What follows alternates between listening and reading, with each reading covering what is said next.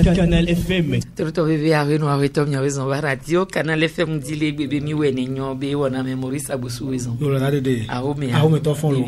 Nya da pe. Ni so be do. E wele ya. Ah, mi le chuchu on to nya mi le gamede me. Ame ke sinu sen le chuchura no ye. Ami do gare me bo. Mi do gare me bo. Ke viro le to le me kwa nya po le nko gbela no do a. Tutu.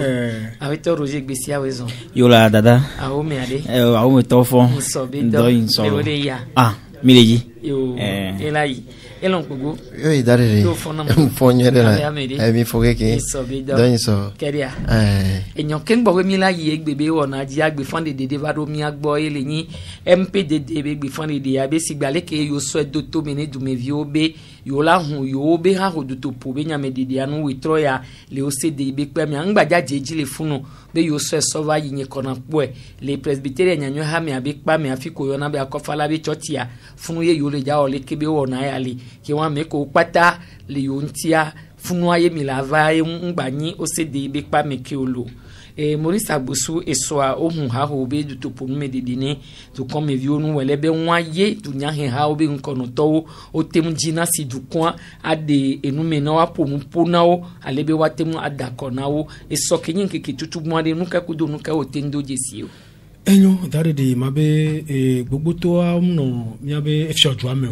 opo la so ya la po bo ve so diehe we o gbana wa nyim do bon popo to bo be mo accréditation ke hakna va nyendo mon popo polo wa do ma po le belelo va si gbenya kakada oto ne ya mission ku alo mi pokana nya no vi de ka vero mi ha da oto ko le a ona mi nya be nu oto ejinyore wa mi abe de ko to ejirwa o de no ejinene obe otro bo afo septan wa cho na be enu abilan lo akontare ko wona otro sia otro le nu le yidwa wa ona mi nya soa le oto ejirwa e fafa le me nko gbe chan ni gbanu ni yan maso de pe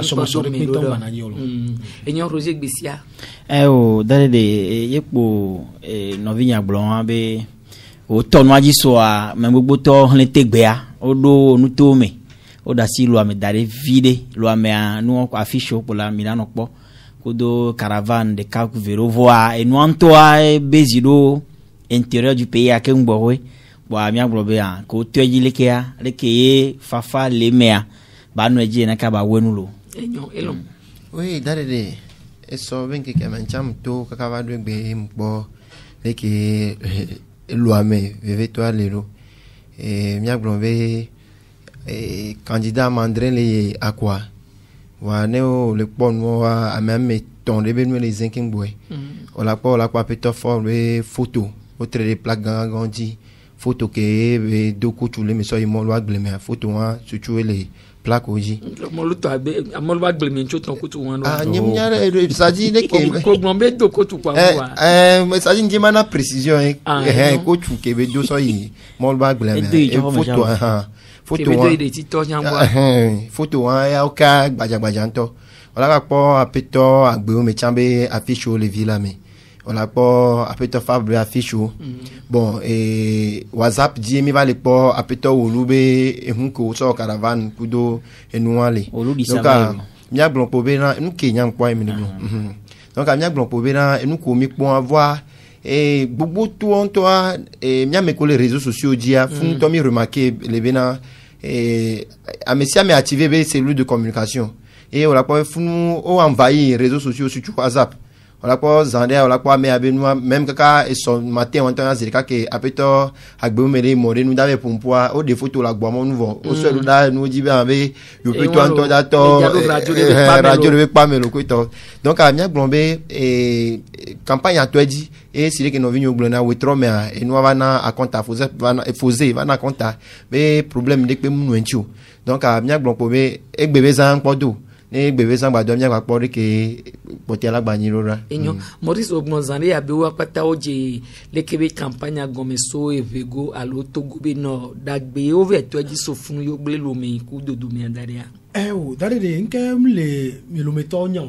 yan ne poko no le mettons au monde onya même celui de communication to chan alors communication bien bonene kudo akoya be e wonontia e poto vide le nya pe poko no surtout ameko le nya be to me wa o monde o mpo le nya enu ebe ni alors veve nye kele na akwa to gbo mi dana ko gasia game voilà c'est vrai que ministre et Hafsa Gan yak bonene obe il est accord dadare que mi da accordé que mi da et on avait en jeu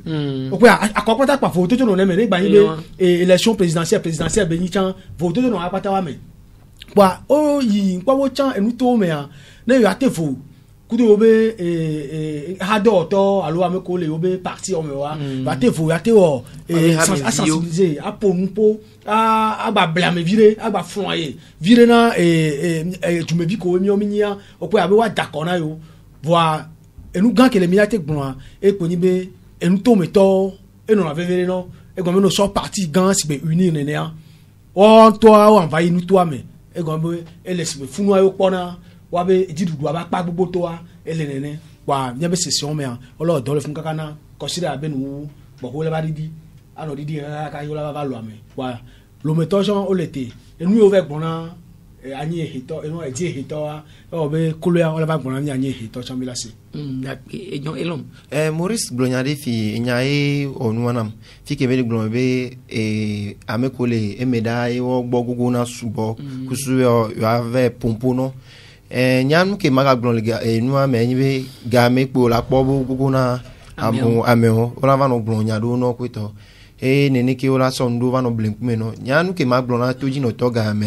alo amekole se mian kwa ko nyi be enu ke ne candidat de va gbo a bo enwere enya ke be to no a enya ele vevere nka be da o no ne ko juade de ke be da klo juado ne nya de la si o cha bie ne nde memu le ko no abie va ne la nyi nu be candidat la va gbo parce que e so molu no parce que e no mejesi parce que no tricot e be la to be no la ve da quoi e la de fun parce que candidat de pe do be programme o vale nkan je mi la va funu gabu me mi avec bechon donc ces candidats nous que nous a projet ka be do de e juantio e chan so po be abani président allo e gel ici e gaole pone o be d'accord ne mi e wan le vivre ne toji no tora po e game nene po mi la ga blemi no ka kwa evo ne am gba jo e gba ipe maton mbudo mi la ga va trova ki agba va blemi enyo roje ogbon be po dodo ve kunanu ne adole wa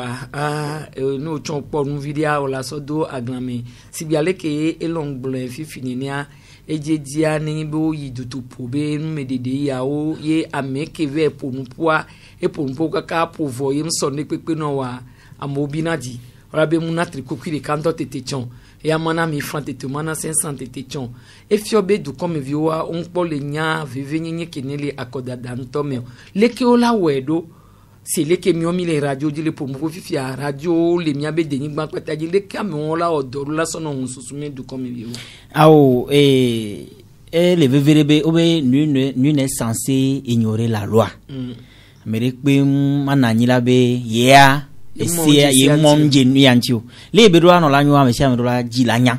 la jagba parce que même émission en toi que mi lo fifia juro nyu do la no toji no torisi e ba do to nya ke mi le gbon la so do do me sino ami le gbon le voa ame anu ke le tamene pour le tamene ejia nyam pona nde na togoto le akwada be gamea ile nyibele ko enyibe ne campagne do ejia amo na campagne na parti veton ni aton America voilà America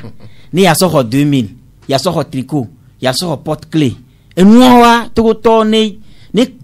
hunkuvi wa dasile ni nebe nonchi muina neno ne onyi militant alo onyi parti de menoto yi campagne be gamesua jagba na ve wo campagne na parti o meto epa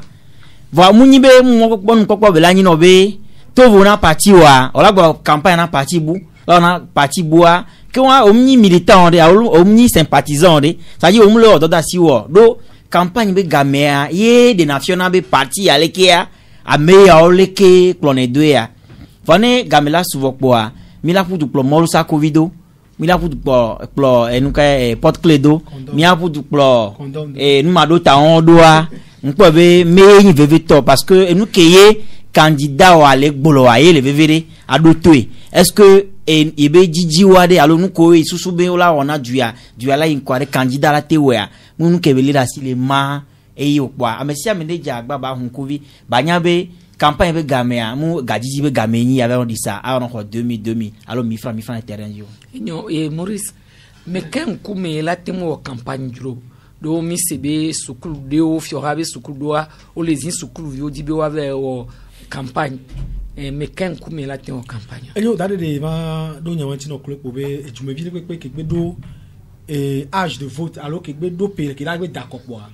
et la pogome les campagne be wo me voa npo mani jumevi pour la show pour la be campagne do la ni militant na parti de alors e ha so ko le ni junya gbon hawa do la ni e de menoto alors de be nu jona di no ke opona be nu ke o na le ke be ha me alors ta do di nu ke le nko to sia nko gbe ga sia e je toji wa ne ba me o na campagne voa ne school paro molesi de vieux dibe de vieux no campagne nya be nya de kuku ganre na de kebe school be nko gbe ga be no le se nya nko one japagba ni wa no tenu ya de ma game wo na nu ngba le fio ka fran ya de ma game o zina moji o mi la he afasi pe ya de ma game wo na e go gbogbo le yan ba ko be trova le nkeke do ko va yo me ngba le po wa ele si ya de ma game nu ba tro le ba ne e go be campagne si bere ke noa Roger Glozandé ya filenea mnyinu ola en temps normal ola maga campagne minu ola maga go mais va les kaflan le nyaba Africa be jubobo to me e jo ba nyina ne nebende ne mnya no tikaka do le mnya kana ko game do to campagne di kwa na mi yonke game o campagne cho anya be mo ele 20000 de no be suna mi o suta nya nu kaka anya be ele 20000 de ne e be kan lo me anya be ele 50000 ke ame wo me e go me na mi wa elani ende no ole oni militant na parti a ole hamea nyinu ola no te po ega so ha gbogbo hola e ha be do ape elom dare de me wa de pe o de sukulu yo to aya le evale nu ola po ga mi wa enyina nu ola pa mo la so fi ha be hun kwito la so nu la jegbe amo la ve di o le bureau nda po ore parce que ojo campagne obe e de fun vire parce que ne mi lo démocratie a sukulu vi que o le forcer venir vers campagne d'abord et vont non ye be jo vers campagne or peut-être à devient et de 18 ans vont le porter parti que au venir vers campagne na de dimu voir parce que koni ti chane et l'obligé be avec campagne et on laisse be mine doit for devient be jena mais allo a me be droit mais parce que oni o le supérieur on le do influence de dit venir vers campagne et nous nous vivide que le tomo on est avec o le we allo avec o to d'Ivoire elle a nyon be wa no ete kaba et avec ko chon le po akobe nya gbodo la po nu ga me sukulu vio et kaflan o le politique be noa et dumole voa muni e wa enyi nu ke o ja so ya examen ni so no fin d'année muni o va no campagne malo me ke du président ma e di ja so ho be diplôme donc a on est assis de violé yo be school po ni wa de violé ne be nyami enyo ape Roger dare nke mi agbulade nya to na akpakele we amesa menye akpaketo na ne be nu amesa menye ameko le jiru du abakpajia wo po na ne be nu ejeji ne akobe gamegbe do po a ola zin do to ameko le fonction publique mais adi administration publique mais to di be amesa menye ba yi wade ne ba yi ebe du mene ba ve o campagne na yo be ha enu wa onyi nu wona ya de be game fo potogbale we do oji kokobe yo adu akoji alo yo ade fiobe yo sincere enu omunyon de vio ken school vio to laissons les élèves en dehors de la politique ne mi lo politique et mi les yame roji be wa d'accord na mi akpasese mi les yame roji be wa campagne na mi akpasese au moins school vio ya mi da si odo ahome alo mi da si odo wa school be moji nke o yo la on si school vio ji be wa ve o wato wa ve o ya wa ve o yo nu wa munyi nu yere pepo ayo ape elu kenji ma so pe nya cha gado mo le mu to be na nya gbon fi ele si de ke Roger le gbon fi yo nya pa ke ji to na nu gado mo le mu de o bona me de pe do na no be mi ve to na school vio alo teacher ve to na school vio be o ne ve campagne wa gado mo yin na teacher do cho to be zel ko le di wo no po yo cho gbon ne ne ni ma ba tro de a tamuya on est nommé inspecteur à le conseil pédagogique alors le cha le di so ni so ava ni député le kon na de me o no na nu parce que yen kan Roger gbana ni kan di bena eno apito for ni candidat ko uni doto me ni kan ja apito for la ba yo teacher of ipa be abowe mi de school yoto wa no amen school ko chani donc ni kan di la ba donner ne nu va garu mo la ti tonton we sona be zelo ya e tema a so don ko ano do vlo do de vieux sinon ni kan di be amérique pe bo re pe la fide yo don teacher de venir vers des school yoto bo ne vers campagne nous que le funa de l'homme o ko be système benye akpan jito dade beni game suwa wo kele ha me o chon la o ntete o no ha be akwa dawe game a ale beni wa kpora be de agbaba kai o teje la kwa dawe game na yoma système benye o instauré système benye o instauré dade donc no nja ni proviseur alors directeur le pare me a o chan lo la do la dona teacher ame tonde ke la lo dia be bawe ya ne wakpo be anchen le odoa yebe nu yo ona ila mi le tobe akpa ke jito wo ne ami jesio wa no te no ne lebe nu o wa to na wa be ntime obe ne lebe nu amu yinu yero wa no te enyo Maurice sibiale ke mi le canción le yinenia minya be dunya hen hado gbebe yo mja kpogo mele tu protoba kwa be dadame o amedowa o wa gbonyi sobe ne yobe ha mevi onto ameke juro ya wo we dani amedo ngbonya re pepe nto vonvon elo alo ayemenu wo ya dade de ma so fe gan ayemenu wo ni opo ma no do bunya gbonbu ayemenu egon be onya mi gbon be no egbe o so parti politique gbogbo ria gbogbo to yin satellite na me ko le polomia mi ma si amene ko ben ku mi ma yo de ko ben ko o ti si wa ko ye ne enke o mi be hia mi ayo ben ko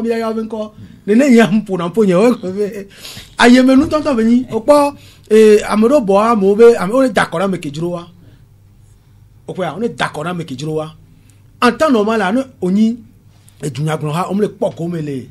le ko ma présidentielle alo du plateau va comme wa no ni dunya gbon ha le lokosi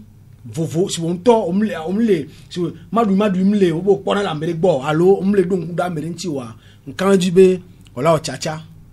voani pon ne chacha on tebe ya wele deuxième et de quoi ma deuxième tour on tebe ya chacha lo voado la yo awe e ha me vio la to no bede mi dakona me ya lo ke ngbo ne ha me vio wo reji wa nya be mi la nya bo mo ya o yo ha me vio o gbon be yo le ngbe na me ya o ma gan me kole akomate gan yo le tira me amuro pata lo odo mi yin wa pata ele enu odo la jame voane glo amere la do lon de na e de so ude ke la to no ha me vi obe okay mi abe ha ele ngbe na e ha ya de ke mi soutenir lo vo abanyi be no be nya to mi akpo na mo va glo na mi e ke George na mi ya chan le me ya e ka flan e de ame poto vire alo de nya ye de ka poto pa nu ngba no yin ne o ape o dade de o po we enyawa de nyang kwesi ebolo doazi zo susumena obe ha mevio neni ne ni jumnya gloha yemi le d'accord mi lon rejibe akwa pogo melemi vo amianto mi ve bo be yo aso america ami o be so ami jo be dasiro njoji na mi wa mi matobe na mi ha mevio be ameke juro d'accord no mi do ado courage ado ji la to le ha mevio mi d'accord na me aleke parce que ne mi globo no d'accord na meke juro ya ne mi do même ne gbado 1 million alors 2 millions de militants to chan mi to na bo no d'accord na meke juro ye ame on quelqu'un va d'accord na me si ame ade vi de kala to le mena opposition kembe yolo nya ke nyan le bien vi de ke negbe parti de militant o oni 1 million 2 millions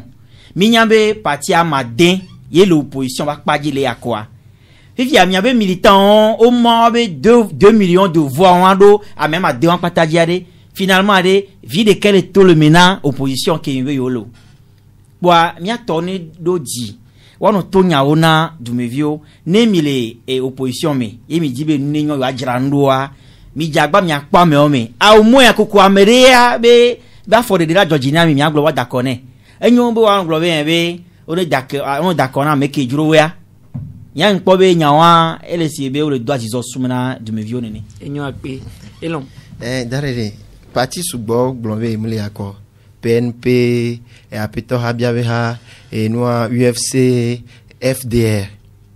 Voilà, mais que net c'est ça très bien. Avec que blond que homme bena yemle indayo. Voyez, je vais me venir d'accord na et nous opposant que droit. Et on est d'accord na à monsieur me sauf uni. OK. Ndientie beglonyado. Et ya no vio le toi pa na nya voa. Ya yo enwa FDR. Après toi après voir des béni. Eke mile aha eke mile gbonalo ke o to cho nya ve le gbon UDS Togo problème bana non enwa et apeto apevombe PDP agbonbe ameke ma va gban assemblée ouais d'accord né au second nyan second et voilà non apeto apevombe communiquer que be de toi on l'a pas vu autre communiquer à pour poser que et nous processus à ido parce que nous pas et nous C14 que les centres du banto que mais 14 à nous et nous et FDR alors peut-on peu vendre Kenya mais qui était de courage blombe yo a me contrôler et nous C14 à mais ni la noix yo do me tori pe mai élection parce que ne yo be va chambe de yo to yo do me funu me ajira davale on donc avec la noix yo quelqu'un yo a no parika ni wa société civile ba mede et ba fo jo le king boy ameruwa to le ha me kaka king boy monseigneur podrobe e nyavava que monseigneur podrobe nyavava voir les chanchon me ne be susu pe balé wasi won et waso americade vraiment ni yo que o le C14 mo politicien dekpo OK king boy monseigneur podrobe le so apeto agbeomi que on soit peut-être bien parti de base les partis assis que autre y wa réunion les wa base ha me viole glombe aou chancha yo me d'accord parce que nous que yo peut le glona yo sans yeon parce que ne be nous donc me do da yo la pa me do josi docteur nyanyo we ni wo sentiment ho yo jo o quoi donc abe nous que et nous yo peut le glona yo wa yeon et tu cara village là non bobo kaka on va maîtriser on a communiqué des ça va tout ban mais néné et moi communiquer assez à l'endroit des partisans de et moi FDR et communiquer avec néné si on a pas bobo bu barova nanike ko on néné be bobo avoir et mais on trouve les glombe yo non d'accord mais on est pour ni wa yo aso America wa kemba le no amé chanto fie américain tofie apeto je sa javo chamba wa mero tofie américain chombo le fie de kia yo ma baba dona ha me vio fi beno kula me ado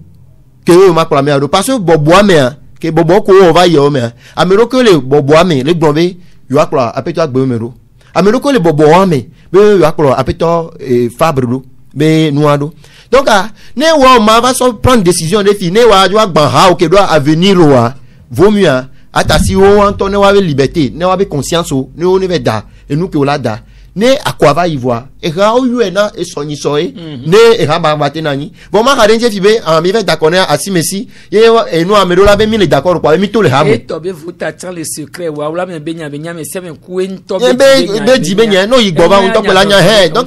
nya funu dia yima te do agona ne ne be ameo amedo ojogbon be yo be ha me yo no dana ameke george no amedo ongbon ya de pepe nto we wa to ade fia mi la de ameko par exemple mi so PNP par exemple là et ya e gbon to be em la ko be nyam et ya le clair le mi ya ameko ongbon kro ameko jibe yo we la ba ni candidat wi ni ko wan vo yo mba ni wa yo mba ni wa yo ongbon kro la ko be ni ba me wa ye funu e mate gbon le be wanto o le dosi ne gladagbe ogba ele si on to be dosi vo dosi o be da flo ame ni vo on flo ame on to ko le flo si no be ame ko te gbon be en be dakona ame ki sauf parce que nyabe opposant yo ki yo ni dena me ke juro wazon nyaye ma na mi orientation de ma gba hajo parce que chambe ha le vevere ni enyo akpe Maurice le ko yo paso nyawanti odonya to me ko enwa data ke lo moa ka flan nyanya ne no bobo ame be por ke tabunyo enya kaka do to mi yen nyanya ne no bobo ame nyale no yu alo le be gbe de me kwa nya be gogozi a e mo je manti e me ko wa enu ke le ibe opo no la yo nu apa yo nu abenu c'est ça opo ya Asevia gbogbo tọ́jú kò tọ́ pa mo bẹ n'obo kewe n'obe mi o le nkɔna edukplɔtɔa edie quoi ele se o be amede o be titiri o be chasseur ve alo e tutogoa e tuwa donc on se va quoi avec le loi meilleur voilà et on va sortir pour ça mina we changwe e quand même nous que jinji mama le funu ai be ko na mo wa mina baba nyawaji dani e mina baba nyawaji e opo ne etule ngble kenda bonya sans pompo ambe les africa mi te dona courage o va nko be le accorda pe ya kwa ne tu mi ba da po mi ba le wa jire libi bi ajire ro ba le mi adomo chan mi la yo mi ha me vi obede oni non kona ame are ke gon be mi be tro ne ba mi be na de we te klane jo alman ke mi le gbon mi be we te klane jo fo ne jo ame bu ne ba ame sha ba we pora donc mi te gbon be o de gbon be na de mi non gbo mi na me ya ne le gbe o enu ke mi le je fia ko ni be na Maurice mu ke le no amia ne ni be ba to be fo ba kudo opposition ba me de cape po le ya eye mi la do agono wa ke to be opposition be ame agbeto ta ma den patel ya o le di be wa ba so ame de katingo de be hanye me bio mi na me ya ne ba osibo titira me ko to tini wa be nyale on le courage ame ko amole o be opposition amole oni opposition amole oni opposition o be no woni dakona ahoto fo nyasigbe wa hia wa to e we wa to me ko de ke mi le di o fa nyasigbe ya ye ka ko mi le diare qu'il sorte de l'hypocrisie oui on est donc ma agbo par exemple les funu gbe a mais il veut parce que monseigneur reçu anti amila bena godogodoa on est bereke o voilà quoi pas mon mais fable funu allo elle a enseigne Maurice ogele funu ta so na le on est non de na mere o te non de na mere kare Maurice embede on hia be we la préciser la mi mate sokufi ana o de nyawan chori kwanto enyo Roger darede okpori ni nyawo va miano to nyawo nya nglona benade parti de pen le veve na nyawo togo ni minyi nyakado toa parti de pen do na veve na miwu togo ke mi de okpori nya de vina do na nya le du amenyi be mi sona miabe intérêt veve so duato nem lord dollar home hum so senyade ya yinyabu ma di ento intérêt ni fonem lord dona dua o jina dube intérêt o mano o dudo parti wala jo on veve no so wu objectif ke dua pata le poursuivre que le nyan donc kentim le glo ne do anyi bele ko elo ngbade fi jembe ne o nya o wa elo si be wa be voilà wa be halaba gbanene ngbe nyawa do kentim gbe do anyi be FDN no awito nke monseigneur kpojuru be hame we DS to go channel hame no afori dia o me no demarche me no dynamique ame fifi ane miawa mi no dynamique wa me yo so ame le miame ame am jo dynamiwa mi bonu kaka ke poto nke ame vola d'accord poa mi va de o matobe yo me le d'accord ne ba me o enti ayo be hame yo ne d'accord na me ke juro ya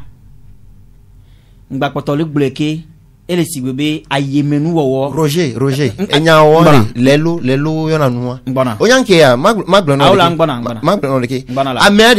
amedo le ha elom gbona elom gbona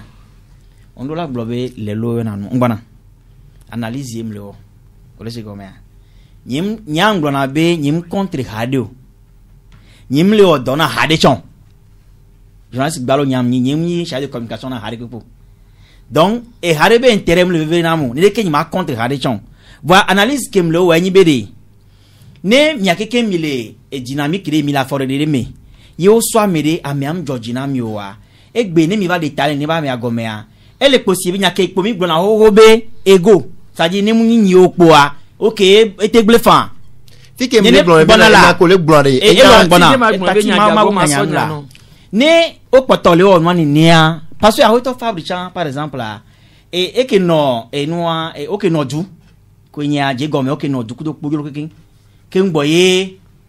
e va do gare me ya o roche nyanwa ba yi kami pota nyengbo ke ngboye ba nke le gblo yin be ego ego kele opposition me kele dans lui ta sur les bodo me a e ko poto le jika ko do gbe amese mo ndi nti ne ye buko enu ye buko ko kemi le are ye yin bo so amere no so ame anu ma no gbodo ne ono bonu enyo na nyang pe be enyo analyse nyero ke won me ko bo mo ngro nyare pe ko enyo na nya so bo agbon be ono jakona ameke juro ya mbere darere mingba no donya le fike nyamulo mingba chan yo le tazo beto ego benare amere do be ha bere e ha me vinyo mi ve dakona ameke juromia tutuba mi ma gbon be na o le gbon ego be nya munya meko unti o le cité ego do ma me won la yo no yo apeto enua Antoine Folie alors yo apeto apevoin moi unti o la yo no politicien bobo to nye ameko poto no c'est 14 ans mais quand le da si kaka ba do egbo nene ba me owe ne o le gbon wa be enua be nya o la no se mbe an be cho a poser nka ameko poser candidature are o jijiwa me o jijiwa apevoin ko to alo nya no non wa ga to ko to nye wa cho la te gbon be wa poser be candidature ni wa to le dia yo voit que to benare obe enu kele fiefia wo de afonwere agbetonto gina yelo ifia nu kela nyone du nu kela don du ajo nu ke titi du nyagbo ho le di e fi ko le di la cloud du kon hotel e won chan le vevere be wa susu ko dade de enu kele funwe ti ade e akoke mi gbon fi be titi du nyagbo ho le ntocha do chure enu ko ke mi le gbon amere to fia mi npo nyare ki nko adaba no do mi nya fi ba mere jaba so be voix na mede no alo da so be voix na mede donc enu o ke kenye mi nya ke mi no fi egbela no critiquer amu pour rien quoi émission mille o amere ke mu le donya ko no via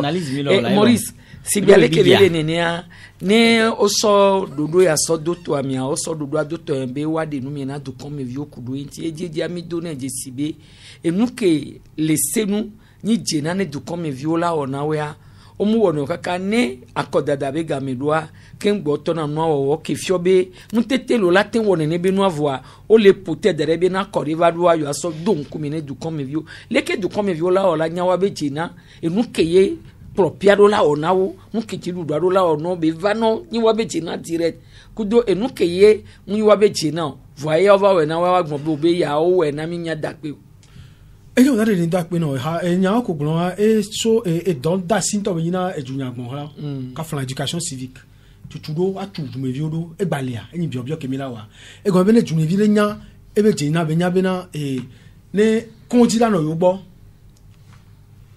ne konji la no yo gbo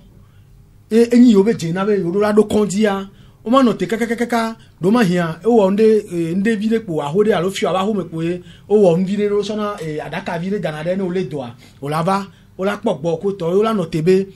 game la suna kogbo we o la va be na o le tu konji na mi lo o ba do pe gun na konji tutu alo o da ba inogire konji na mi o manyi ne be nde o donc nya be junya gbon ho nto adole nto la wo e dole de temps à autre o la no former no tu e no wa be ejumeviodo sans nous on a nié que peut-être nani sans va ya et nous on a nié no son coup point attention la pobe à modo 4 de membres que au jonaga militantisme e gba nous on be pe ngbalo voilà bien ko se e junya gbon ha ne ke be le fonctionner alo dodo ka we lenti o wa e nu gan ke le ayin be nya ba me kole nya be junya gbon ha be nko a o nya be yo be do da si be yin e won ma no me la raison du plus fort sera toujours la meilleure nous saint toi que la doudi e go be e gbe agale si donc e no te po be jiri do anya di magbon game asu game ne su vone wa be do pe gun le fi be o de onu yare ke game ne su ni nya fi be mi da onde vone ma so pe a e lo ngbon yare fi je be o la po ahoto for be e photo le affiche gangan le mo lu ba gbe ko to e ya o mo yan ne o so nku so su ya lo si be jume vi nene e ga kakada o to nene o la po le fi ke mi le fi a to go be agbele dada be nyan ya o mo yan si be mi le po nko dede le me on ba ti ma ke be no san wa e won ya ma te gbon le be do ma hian o so photo wa be wa so aso defion enu le popo ero yen le wa me enu le popo voa enu ke ndi ma gbon ke be gbon ya fi ke susu ye ya kulo ya e won be gbe omo ya o la po be agriculture kudo e mi ave élevage ko to nu wa o mo encore de délé le ba wa on ka be no e dogare to le Maurice gbon ha bo si Maurice akpe e no dale yen yanke o Maurice be ka gba so mo lu ba gbon we photo be nya va egbeare nya ke mi reconnaître be o le wa vun le agriculture be côté parce que mi rapo do gana moto fie enu a ona engrais moto fie ko to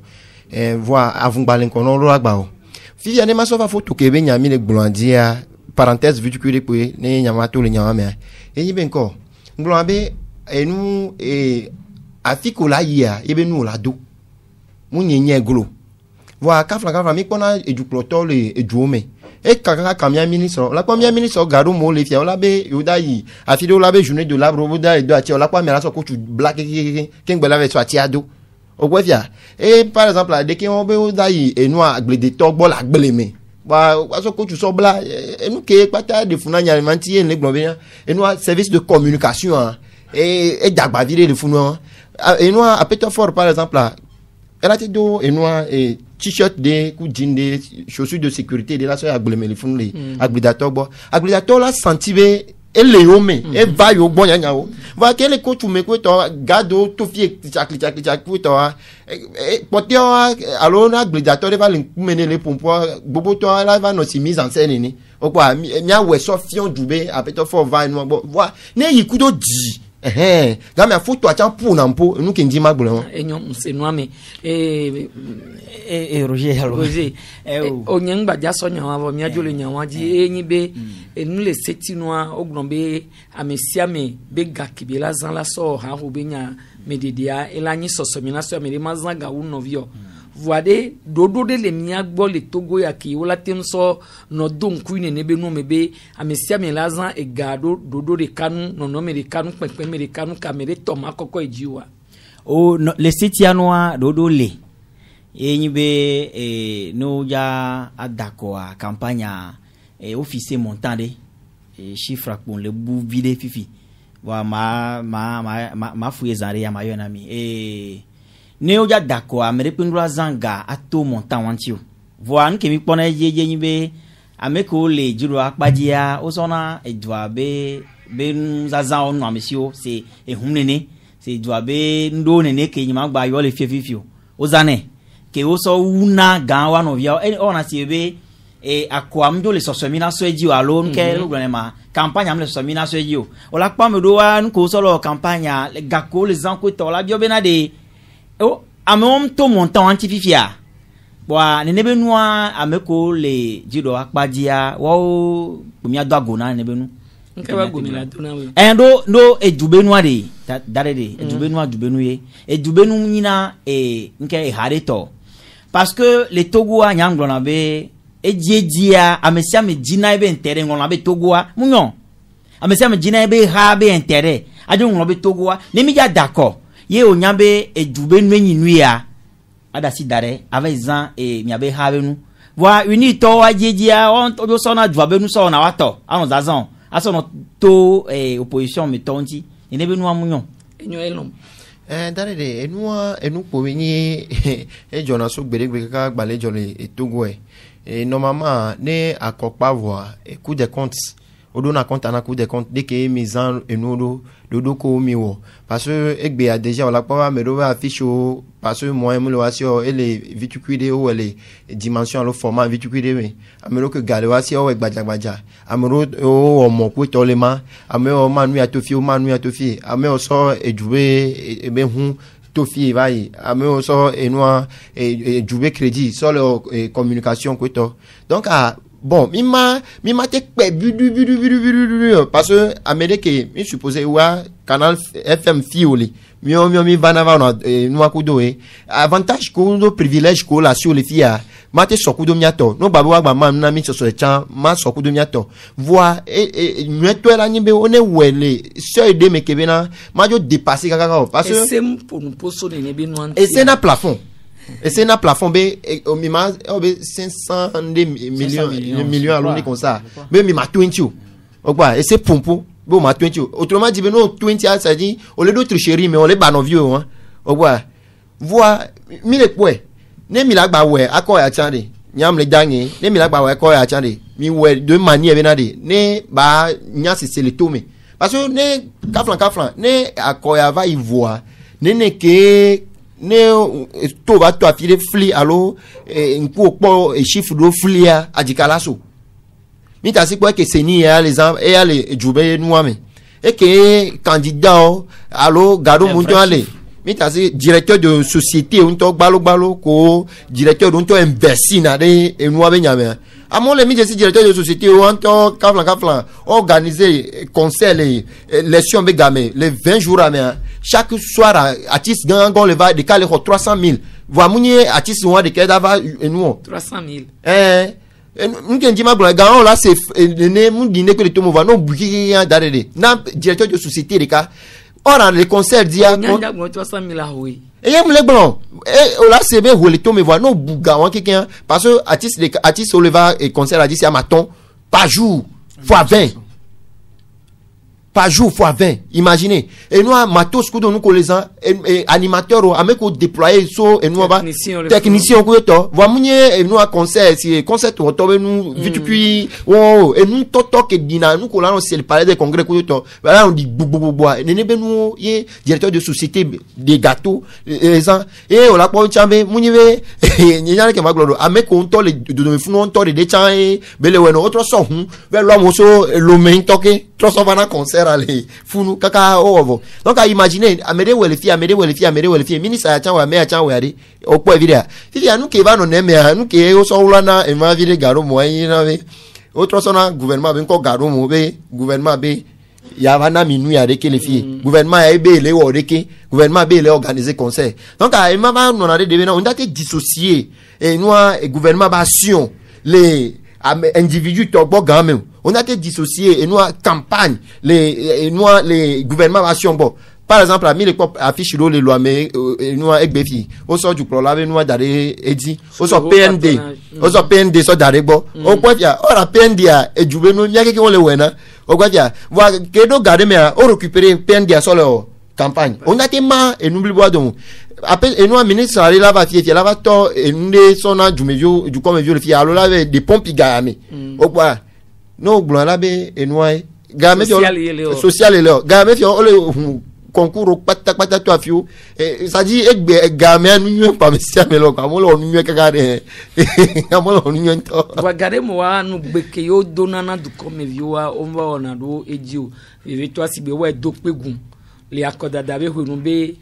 mi la onu ya na mi wa o da kodo wa yifi epewo ya omu onu agbere kapo wa won de matem no fon sosune du comme vieux be ni be va ve me be akova yegbo va le won ne be nu wa o so funa o so ble na yoro nti wa da ko ya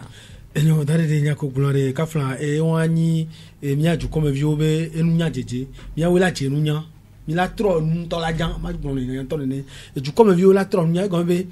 ne ame ava gbo kaflan na me ba gbo enya ke be gbon no ejo kaka nwo rejo be gbava ewe la bi o me bo o va ogbon yan na mi e ohun we ogba ba be nya gba no gbe domina ya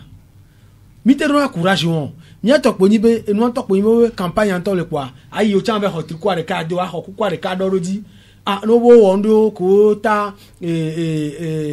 haso swabe endoro dia o cha ahuna jafu kakawe de kaba na hobena souvenir o pa souvenir be njo ona mi ngba tina mi anto alo mi ambe milieu ke mi le abe nkogbe dede o politique ya lava jira ava vivin mele gbo am vivin mele gbo ne joa gan be ya e jofo o pon ke be nya kwa mi atu me vieux la tron la nya ne mi ya kwa dagba mi da kwa ba nya content Roger o dare de po glona veri nke chaque peuple mérite ses dirigeants garo mo ay be nya ya ne mi le dume amolo produit depuis des années le 3 mandats ya ye la sikpeaji ni ne ba mewa ndo la ona mi omuwe po akobona vo po a opuju va dorifie be yo ya o ya to fie opuju va doro mi agbo ya o ya na mi to fie a mi la nya po ba mo wa o le sebe o le fly na yo ne pa edumevi o nteru ahunkuvi kaka je ameko le opposition meji ne ameo o le glonyade na mi survive be eya le ke o le je ya vo akobe ganva ro po a otro va le glonyabu na mi parce que jibe ya ko ya hogato fi edumevi o ntoru no hunkuvi la no sizoro enu keye dunyaglo holu wadi alebe amefufuru ngba no mamu parce que ne edumevi jolo osebe kaflan kala zandre lo jolo osebe munyana nu nene alo jolo osebe ameye abuneto nenea opobe politicien chola on jouer do nenebe mentalité a dynamique on nglo ame abuneto ni o ni gbonye asovai egbe va gbon bujan nda so dele mo ke glone egbe ko bela le rasi nene be no munyo opo eso amere biom nyade enyi hare me to nyama ha be ko le blove o tuna yo be yo ngba dakona mere pepo be ameke jiro yo po ni dana fa vo be ye juro po no chankaka ne yo so dana wi ni to bu wan nyo uma nene ba mea ke biom nya mbi e be na de nya ke be glon ase gomema haka be le so ha nko yo na ole hawa me ade men denti yo klo ha do abe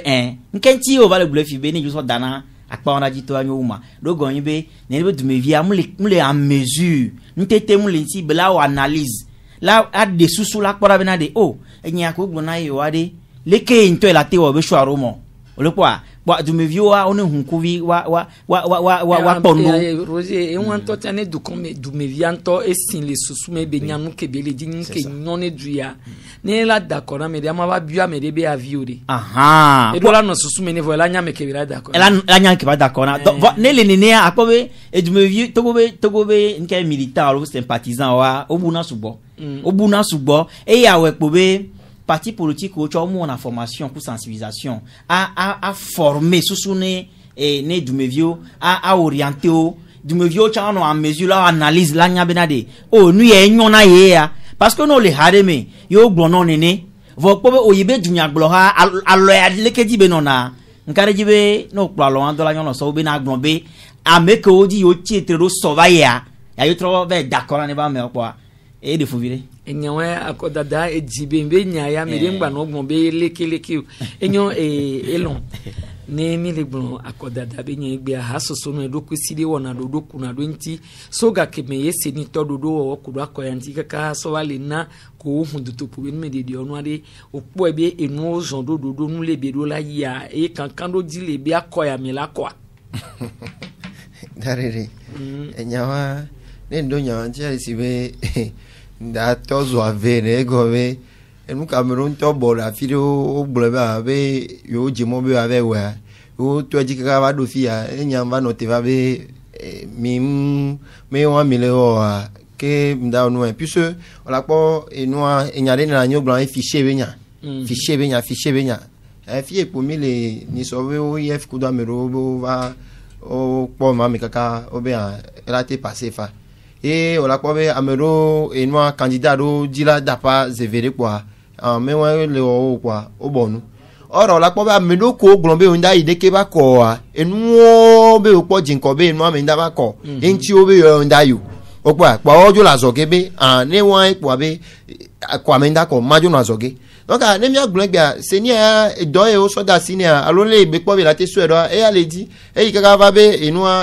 déployer matériel o so inu fi e kaka va be ve po e ve do encre que mo mi na to lo vi po be enyo me ma de la lo vi na me kwa le wala zo wa mo do o le wa ba afozo zo andi ne nyanya o mi be ya trop poser no da de gbe ke mi la rejoindre a me ko be e ma me ndako yum da yo wa be no aji ko mi la ma no me vi onye no son ku so ale ke se ni le odoaro nya gbo me vovo to le wa be communication fifi to me to vone ko va yado zandia o le conférence de presse o le de numene ya kakando to ke e no agbe les emplois ne le ke no le yido o le na milenya et on tient trop que bien trop bien d'arrêter voir nya kafla communication que seni va be lewo pote ave il y avait Juan Krebela yo journaliste et déployer matériel là yo journaliste mais ni et nous communication on faussé à la base sciemment on nyaso on mu communication début par exemple ne du me vione venglonko ni ke mi le gbunle yo jo va 3 silencer tiens la gba voilà darere ne du me vione venglonko kaka grand mentor et communication anto mi agloménade o la accentuer communication kafla on ngolonko kaka on le pas voken boy du me vione to va sento tiabe nde commencer nene donc e ya vient no bo va défiant mi be obe ancrabe nyolo ade ngami mi da on ancro e obe o déployer matériel ngami ya so nya so yo Maurice darede la ngolonyare be obe ancrabe enyuma de la lonami obe nyola no lonami jijire ela ba de ya la ba de ma ela no yo legislative to ba de opo nuke maguna de akome mako wa now Albert Olympio da parle d'une fille no be ya official egba fika Albert Olo enke o so official ti o do swinti on met les consensuels là les consensuels mais quand même d'asiruji mais quand même se consentir o tjon ja ya ko ame ko ja ya ko àwọn awe d'asiruji mais bo le ya ko oui oko enu kele no ame ibe enu keke fi de togoare ame pe ma bable no vi ame ko wa fu no vi o nyakwata mi nyabe e don to le ora o mi le juje gbelo ame se me pu ju gbelo ba ko mi le da pa le ko ame ho le gbelo mais akọ ya ko da pe ni nyore mi aduji na ko ke mi debe da nyakele won lo togo won ma ya ko da pe o le gbelo alo gbelo ba ibe me ko le juje gbelo kere amadu to sopu duru nko ebe nu le o no wa na me se me do gbeju be mi ma yi o America nke la te wo o gbele dari a me ola yi lo nu kele gbona wa re ejuta to le se nyami ko la ejuta to le se nyami ko da dede morisa mo gbe po va mo yi ejuta to le se nyami ko nu keke fifiare enu keke fifiare enu keke fifiare yere mi o ke gbona politique de la chaise vide be munyo ne mi gbona politique de la chaise vide munyo wa enya ke mi le gbona fia comparaison no le ya mi ma ego enu mi le di nu ya reke morisa okwa mi le di nu ya reke gbo ho ne mi ayi enu ke gbe mi le to wa enyo roger darede okode nyako bia nya lolo enya ko bia nya pin banyama do nti no leke nya lolo afio mu janu nu pe gbon opo akomebe kokole togoa museni le kagbo belaso je suis désolé de le dire comme ça ne ngloya ne via merele nke toji no tode en so kem va museni de kagbo belaso parce que pesanteur wole c'est une de kamate chite po ba komene kole togo c'est ni yala o toke dialo il a mis une formalité fona komela kokpoye amebula du jito vona auto fonya singbe yesi ni be president la ya koyo gbepo la kem la ya mboa mseni de kagbo belaso me ke gbo bi laso donc roger on a yo amebu on a yo amebu awo nyem gbogbo no mle globe no la yo amebua mseni de kagbo belaso parce que amele le plodwa akpade to le plodwa e nyade le wakudo opposition dome yenyibe ne yo la joa ka ja boy wa négocier ro de ne be nyine wa ne mi gbo mi lo ne be nyine wa ne o la d'accord ye pe o la yo amebu be du jia enu chan le ona yin négociation enu chan le ona yin diplomatie ne be nu wa ne mi nwo yo la d'accord po gbalopo ye ame la kokota gbaja so ijibe ye du jibo ne yo ya ame able ro kwe do nke jono ola pobe ke church mi ha me to wa yo adinku bia kwa me a ogbe me ke gbegbon mo se ni to gbegbon lo awo ngenti o e gouvernement ba me dodo gbegbon se ni o lia ame ke ministre ke ponu pobe no noa bukwesi ye gbon ne ministre de l'administration territoriale gbon be no be nke church ha me to mayo makpo akwa be conseil épiscopal voilà bo makpo egomela kwa be observation mo ngenchi obele gbero et c'est ni bon adolia ele gbon efegoan o wa yo kwa bureau de vote pas bureau de vote wo ke gbalegbe c'est ni npo gbo wo gbalegbe no po ni be no pa yan sika nde le funu boade na komela kwa opposition me to kodo jiru me to wa na mi adu me vio gbalo mi nyilo mi wa mi la gblo e ke mi la te gblo voa wa jagbo se ni gomo no alebe ameko le azikpe ajia o ngba no po ebe ne yo joso odu yo dia enu ya lekra nanyi o akpe elon pogo o zande ya noa roger legnonya de legnombe obewa yo akwa bureau de vote pas bureau de vote nu ke gbobe la sobe o matem yu eneni o nu ke la jo yo la gbebe mayi neni o darere sincèrement ni to chambu manti po ni mu heru ka ko dogbo ni mnyanu ke be la gble la merinti o la yo be onu yo akwa bureau de vote pas bureau de vote e go be ne to be na eye o mu yo na son ye problème na ni ya meri va gbon abo o fiya ye o chonya be ye na dia o funantilo o le globe la gugamena yo aola ngbana la ye pe nya wa ila ye o chon la be na be ye dunadi américain la bo fina ya voyez avec souvent yo fina va be na mi ayue de par exemple là et nous Gambia o e jogo va so bi so da ko be ma mene ko allo ne la ba o Milan tande wa yue bureau de vote pas bureau de vote kwa ne e pa vo kwa Amérique changba no afili la kwa Amérique do mo me na o bo fiu parce que e me ko me sia me po e mo keke le clair il y a les nouvelles technologies be we nu ke mi le yare o matem po gbo be wa we ro de be wa yo kwa bureau de vote pas bureau de vote ogbe de pepe de Kenya ni ya procès verbal ko sona na le bureau de vote no gba yo akọ bureau de vote pas bureau de vote chano la fimi nya one ba go be opo enu ongbo be na le akọ kemi le da yi ame eju nya gbo ho do la wo de kaka be ka ho fa to fo nya simbe ayivo America la pankolo alo ne gloire soit me fait qui la permettre bena que egbele junu pata la do représenter le bureau de vote pata fike ya so kwa so ye mettre jamais wa yon ya mom le second fike ya so appelle un kunye sur le poviria et on la no bureau de vote pata représentant les partis politiques représentant l'air bien ya yon odola odokudo nti wa wo enene lo enyo kengbe mi lawo egbebe mi we nenyo be wona no a diatokad oni togovi ke wele egbeji we to ko le Canada wa we de egbe fande dogo le gbonbe yo togovi ke wele Canada ye yo popuro diatokad mia yo jibe yo ananu me koko du comme vio be yo mjesi a rito a clem pe passé be nene ba mia be epompo le yo be ha soso abe yin comme sigbe yo we dun edoda be elava pompo do togovi ko le gbeji obe yin comme nene le gbonbe yo togovi ko le gbeji a otona ebe ne ba gbonbe yo le nongbe domina unir be edunya heha be yo le ngbe domine fo yo ngbon ne gbede po ame antocha yo mjesi o mule yo me o yo nya meke nkume be yin efike be dogo ne be nya so ebe ba gbon yo gbon le radio télévision o gbon le YouTube di o gbon les réseaux sociaux di be enua e o di be ya ko emene du comme vi o pata be le epeweti tutu mo men ke vo adre gwan gbia yo ameko yin togovi le tuta yo mdasido togobe du kloto fo nya singbebe akoyi zenegwan yo mdasido jiu ke yo mdasido jiu yo mnyam ko yo lawa dogbe asina mede gbebe ne va pour le yo togovi ko le gbeji obeni ko mebe yo le ngbe domene fo nya singbe o yentia odajero yo si na mere di be ya sinu agomi adiasko to kada mekele ple ne nya weto tisi Samson aregba eye arito Joel Amovin eta enyi ameke plona nenebe eha sosuabe akpade kenwa yo jibe yo akonu mene du comme vio gbe wanyebe yo mdogbe asine nenebe arito aklem pe pasiobe edaje pakodo yo si enya papa be ni yo mpepo mule yo togovi ko le dutao be ha sosuede pepe ntochan me mi la sowu egbebe mi we nenyo be wona nu Teresa de masonya hunle de no mwanu mi sheto menga kudoki kisoso no modando piagero da kutelana mi la trose wona ya le www.canalfm.com di alone mi YouTube dia mi la kero ona yanti bye mi wena yo e pa unya mala mi gba wena yo e fa unya mala mi we ni